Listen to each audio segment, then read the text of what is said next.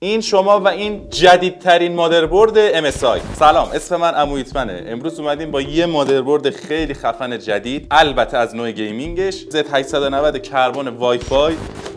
وای، اصل داستان، خود داستان. وای جب چیز گادیه. تمام USB 3 هایی که آپشن بود روی مادربرد حذف شدن و همه USB 3 و 2 ها اضافه شدن. 6 تا و 4 تا 10 تا جای USB داریم، 3 تا جای تایپ C داریم اینجا، HDMI. این دو تا جایی که میبینید آنتنای وای فای 7 هستش.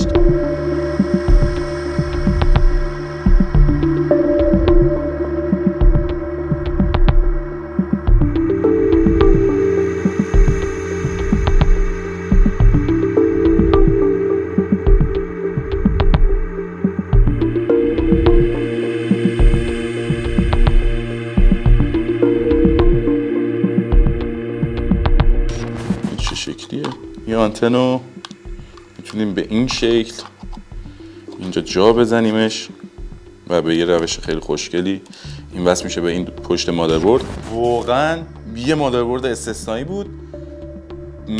یکی از گزینه‌های خریدمه در سالهای آینده. اینو قسطی هم میدین؟ میدین تو بروسکالا قسطی هم. خیلی دوستتون دارم، مواظب خودتون باشید. این املت ما رو زدی، من گشتم گیر کردم. تمام.